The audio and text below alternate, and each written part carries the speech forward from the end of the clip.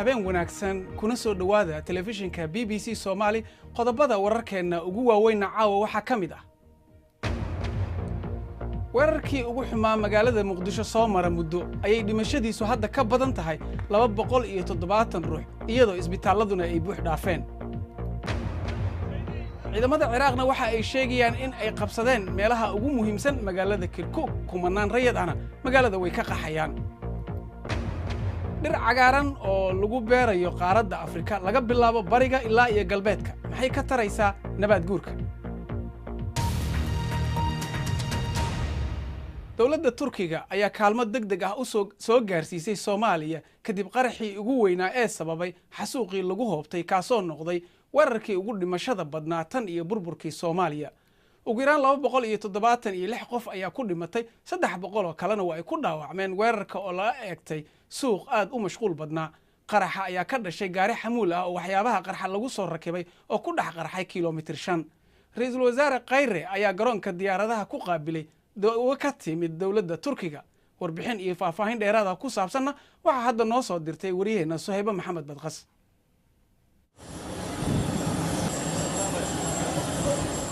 waa gurmadkii ugu horeeyay ee Muqdisho ka soo gaaray dibadda waa diyaarad military oo Turkigu soo diray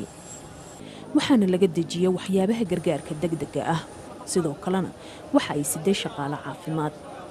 diyaaradan kuma laabanayso Turkiga iyada oo maran balse waxa ay qaadaysaa ugu yaraan 40 qof oo dhaawac halis ah qaba waxaana qofkiiba wehelinaya hal qof oo ehelkiisa ah waxaan uga mahad celinaynaa madaxweynaha Turkiga Rajab Tayyip Erdogan iyo shacabweynaha Turkiga iyo dawladdiisaba gurmadka fiican ee ay noo sameeyeen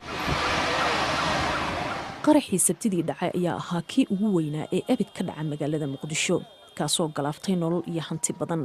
ugu yaraan waxa ku dhintay kuna dhaawacmay ilaa 600 qof isbitaalada ayay dadka dhaawacmay buux dhaafiyeen inkastoo magaaladu soo martay qaraxyo badan oo isdaba joog ah haddana magaalada ma laha gurmad degdeg ah oo tayaysan dadkuna intii karaankooda ah ayay qabteen ilaa iyo hadda weerarkan ma jirta cid sheegatay inkastoo dawladda Soomaaliya ay ku eedeysay al-shabaab fikirka la mid ahna waxa la qaba mid ka mid ah hogaamiyaashii hore ee al-shabaab oo dhawaan isku soo dhiibay dawladda markay waxaan oo kala dhacaan anaga ma ahin baa la dhihi jiray oo aan maqalnay laakiin markii dambe waxa la arkay wixii markay kobceen kadib la sheegto anaga yeelnay bal yiraahdaa la arkay waxaan dhihi lahaa waxaan oo kale wuxuusnimo weeyaan ilaahay diinkiisa iyo kitaab iyo sunna iyo aqli midna ma waafaqsana saamaynta uu qaraxan geystay waa mid ballaaran ma jirin digniin mana jirin qaab lagu baxsan karay hadda waxa socota nadiifinta halkii ay masiibadu ka dhacday laakiin waxa la aaminsan yahay in dad badan ay weli ku hoos jiraan burburka dhismayaasha kuwaas oo ehladooda aysan nolol iyo geeri midna ku hayn Suhayba Maxamed Badqas BBC dawladda Soomaaliya waxay weerarkan ku tilmaantay musiibo qaran iyadoo ku eedeysay ururka al-shabaab haddaba weerarkan ma aha mid laga hortagi karay su'aashaasi iyo kuwa kale waxaan weydiinay Cabdisalaan Yuusuf Guuleed oo ka faalooda arrimaha ammaanka waa laga hortagi karay masiibadan dhibaatadan dhacday waa laga hortagi karay dhibaan laga hortagi karin ma jiro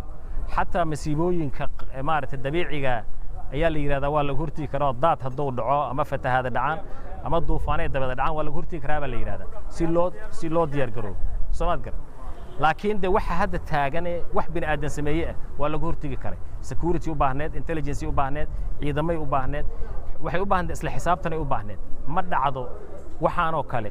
inay baabuur socdo qaraxaan oo kale saaran yahay oo aan looga baran magaalada Muqdisho inuu dhex socdo inuu soo gaaro meesha uu ku qarxay waa waxay ahayd waa dayac iyo mas'uuliyad darro marka dib masiibaha oo la dhihi karo inna lillahi wa inna ilayhi raaji'uun waxaan arkaa inay tahay masiibo qaran midaan hadda ka hor ummadda Soomaaliyeed soo marin welina aan dhabteeda iyo gunteeda runta aan la ogeyn in dadka dhintay dadka dhaawacmay iyo qasaaro inta loo yahay tahay naf ama maal aysan diyaarsaneen cid xaqiijinaysa iyo waliba aalad lagu xaqiijinayo ama dadkii dhinta lagu kala ogaanayo ama dhibaatada dhacda lagu xaqiijinayo waxaan kaloo weydiinay Cabdisalaan Yuusuf Guuleed bal waxa hadda la gudboon dawladda Soomaaliya dowladda Soomaaliya waa dowlad cadaadiskuna wuu iska jirayaa mid siyaasadeed baa jira mid amniya jira soo dowladda Soomaaliya in hadda ma arko in positionka ay ku leedahay hawshan oon ka ahayn in ay dhiig shubto dhiigana shacabka looga rabaa in ay u shubto maaha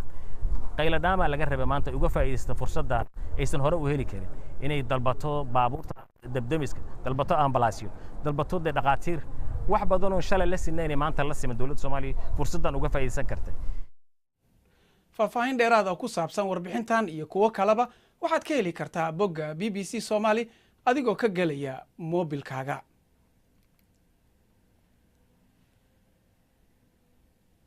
bal markana aynu eegno qodobo kale oo ku jira wararka maanta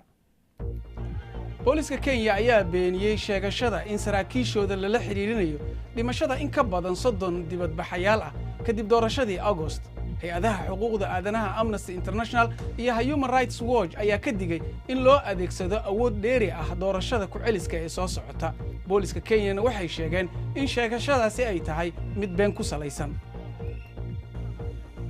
ugu yaraan 10 ruux ayaa dhimatay oo caruur ay ku jirto 10 kalena waa la laayahay kadib markii ay doon ay ka buuxeen qaxooti Rohingya ah ay degtay iyadoo ku jeeday Bangladesh mas'uuliyiinta Bangladeshna waxa ay ku qiyaaseen in ka badan 20 doon inay degeen ilaa iyo markii kumanaan Rohingya ah ay bilaabeen in ay ka qaxaan Myanmar taasi oo ka dambeysay markii ciidamada ay weerareen gobolka Rakhine madaxa xisbiga muxaafidka dadka ee Australia Sebastian Cruz ayaa noqonaya hogaamiyihii ugu da'da yaraa dunida kadib markii uu axadii ku guuleystay doorashooyinkii guud Mr Cruz ayaa meel adag ka istaagay soo galootiga taasi oo u eg inay suuragal tahay heshiis ay la galeen xisbiga midagta fog kadib markii ay ku guuldareysteen in ay tirada ugu badan ee baarlamaanka helaan madaxda waddanka Philippines waxa ay sheegeen in ay dileen 2 hogaamiye oo sare oo ka tirsanaa kooxda xagjirka ah ee ka dagaalamaysay ilaa iyo bishii May magaalada koonfurta ee Marawi ciidamada Philippines waxa ay kula dagaalamayeen kooxdaasi bilo gobolka waxa ku xoogan kooxda Muyut oo xiriir leh IS dowladda Spain waxa ay sheegtay in hogaamiyaha Catalonia in uu ku guuldareystay in uu cadeeyo in uu ku dhawaaqayo madax banaani iyo in kale waxa ay sheegeen madaxda Madrid in haddii xorriyadda lagu dhawaaqay laga noqon waayo ilaa iyo Khamiista iyagoo ku hanjabay in haddii kale ay xukun toos ah ku soo rogi doonaan Catalonia kurdida Ciraaq ayaa dowladda Baghdad ugu hanjabay in ay faraha kaga guban doonaan haddii aanay hakin ruqunsigooda dhanka Kirkuk waxa loo sheegay in ciidamada Ciraaq ay la wareegeen xafiiska maamulka ee magaalada ku dhaxyaal hore ayayna ula wareegeen garoonka diyaaradaha ceelasha saliidda iyo waliba xerada ciidamada waxa laga baqayay in ay sidaani wax u dhacaan tan iyo markii kurdida ay madax banaanida ku dhawaaqeen Mareykanka ayaa ka digay in colaad cusub ay carqaladaynayso dagaalka lagula jiro kooxda IS Cabdiraxmaan Bidhaan ayaa ka waramaya khatar cusub ayaa la soo gudboonaatay ciidamada bishmaargaha oo awalba buura ku xeernaayeen iminkana waxaa kaabiga u saaran militariga Ciraaq labada dhinac ayaa isweydaarsaday madaafiic marsii horeysay kadib markii ciidamada dawladdu bilaabeen waxa ay ugu yeedheen howlgalka lagu sugayo amniga Kirkuk ciidamada Ciraaq ayaa sheeganaya inay durba qabsadeen goobo ku dhow magaalada lagu muransan yahay war-saxaafadeed ay soo saareen ayaa militariga Ciraaq ku sheegeen in dhulka ay hantiyeen uu ku jiro saldhig ciidamada cirka ah dhowr wado iyo goobaha saliidda afayeen u hadlay madaxweynaha kurdiyiinta ayaa ku eedeeyay ciidamada Ciraaq inay duulaan ku yihiin dadka kurdida xaaladda ayaa kacsaneed u dhaxaysa kurdida iyo dawladda Baghdad tan iyo markii kurdidu qabteen aftida madax bannaanida magaalada la wada dago ee Kirkuk ayaa haddaba labada dhinacba ay sheeganayaan magaaladan ayaa kurdidu gacanta ku hayeen tan iyo 2014 markaasoo ciidamada Ciraaq ka carareen xoogaga IS beesha caalamka ayaa ka warwarsan xaaladda halkaasi waayo ma rabaan furan cusub oo dagaal oo Ciraaq ka bilaabanta iyadoo ciidamada Ciraaq ku ruqaansadeen dhanka Kirkuk ayaa kurdidu waxay wacad ku mareen inay u dhimanayaan dhulkooda kabatolahan reer Kirkuk ayaa waxa uu yidhi inta neef inagu jirto cidima soo hawaysanayso magaalada maxamed saadiq ayaa waxa uu sheegay in marka hore iyagoo dhan la wada dilo waxaana uu halkaasi ka caddeeyey in isagii qoyskiisuba ay diyaar u yihiin difaaca markana cayaaraha weeraryahanka Leicester Jamie Vardy ayaa diyaar u ah inuu ka hortago West Brom ciyaaraha caawa ee horyaalka Ingiriiska kadib markii uu si buuxda uga soo kabtay xanuun sinta ah. kooxda oo hore horyaalka Ingiriiska u qaaday ayaa aad u rabta in ay guulaysato iyadoo maamulaha kooxdana uu raadinayo guushii ugu horeysay 6 ciyaarood kana baxo liiska hoose. Roger Federer ayaa ku soo dhawaaday Nadal darajada ciyaartoyda tenniska dunida kadib markii uu ka guulaystay ciyaartoygan Spain u dhashay. Nadal ayaa weli ka horeeya Federer balse waxa uu sanadka ku dhameystay ciyaartoyga koowaad ee dunida kadib markii uu soo jaray 400 oo dhibcood. ciyaartoyga kubadda cagta ee Mareykanka Colin Kaepernick ayaa dacweeyay milkiilayaasha kooxda NFL isagoo aaminsan in ay qorsheynayaan in aysan qaadan kadib cabashadiisii in cadaalad darro lagu sameeyay qowmiyadiisa. markii ugu horeysay intii ay socotay astaanta qaranka ee Agoost 2016 ayuu muujiyay cabashadiisa fadhi ka hor inta uusan jilba jabsan. darbiga cagaaran ee Afrika waxa uu ka kooban yahay malaayiin geeda ah oo laga beeray qaaradda Afrika laga bilaabo bariga ilaa iyo galbeedka. si wax looga qabtana isbeddelka cimilada geedahan ayaa ka baxayay ilaa iyo 10 sanadood dalal gaaraya 11 dal. BBC-da ayaa tagtay Senegal si loo ogaado sida geedaha ay wax uga bedeleen nabaad guurka. Qaalib Xasan Baaruud ayaa ka waramaya.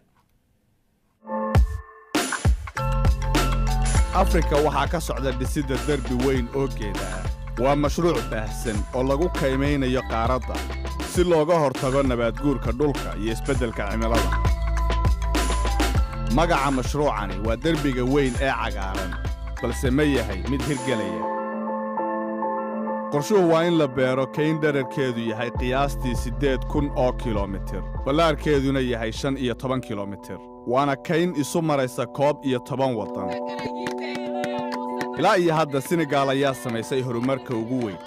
waxaana lagu beeray 11 milyan oo geed. caaqilka tuuladan ayaa sheegay in derbiga cagaarani qayb ka yahay soo kabashada dhulka xaalufsan. markii aanay halkan dhirtu ka jirin waxaad arkaysay in ay dabayshu ciiddii qaadayso oo ay dhulka qodaysaba laakiinse iminka waxaad moodaa in dhirtii ay joojisay ciiddii dhaqaaqaysay isla markaasna caleentii ay samaynayso qoyaan iyo bacrimin oo ay dhirtii isku filan tahay deegaankay u fiican tahay. mashruucan waxaa lagu beerayaa qudhaca oo ah geed abaareed. qudhacu waxa uu leeyahay xididdo celiya biyaha taasuna waxay sababtaa in ceelasha ku agdhow ay buuxsamaan. meeshan abaar iyo macluul ayaa hore uga jiri jirtay laakiinse markii iminka la beeray dhirtii waxaad moodaa in ay noqotayba dhirtu ay ka baxayso oo haweenkina ay joogaan. waxa kale oo caaqilku sheegay in derbigu noqday mid shaqo abuur. dadku halkan way ka guuri jireen laakiin iminka khadkaasi dee cagaarka ah ee la beeray un ay ka raadsadaan inay shaqo ka helaan ama ay wax ka raadiyaan.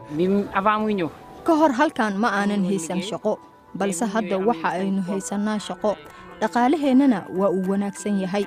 derbigan kaynta ah aad ayuu muhiim inoogu yahay sababtoo ah waxaan abuurnay qudaar badan. xaalufinta dhulka ayaa 10,000 oo qof ku qasabtay inay ka guuraan degmooyinkii ay ku noolaayeen. mashruucan oo la filayo inay ku baxdo lacag dhan 8 bilyan oo dollar ayaa waxaa la bilaabay sannadkii 2007. mashruuca lagu beeraya derbiga cagaaran waa mid sannada qaadanaya waxaana lacag u ballan qaaday Bangiga Adduunka, Qaramada Midoobay iyo Midowga Afrika.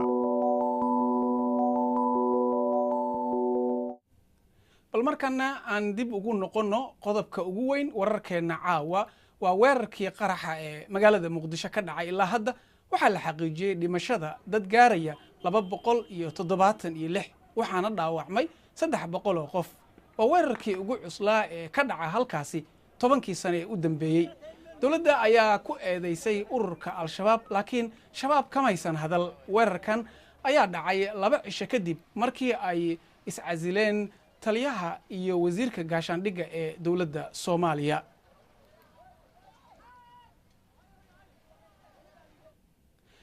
wararkan iyo kuwii ugu dambeeyayba waxa aad kala socon doontaan oo aad ka helaysaan boggeena bbcsomali.com. intaas ayaan ku soo gabagabaynaynaa barnaamijkeena caawa waadna ku mahadsantiin intaan kulmayno mar kale waxaan idin leenahay nabadgelyo.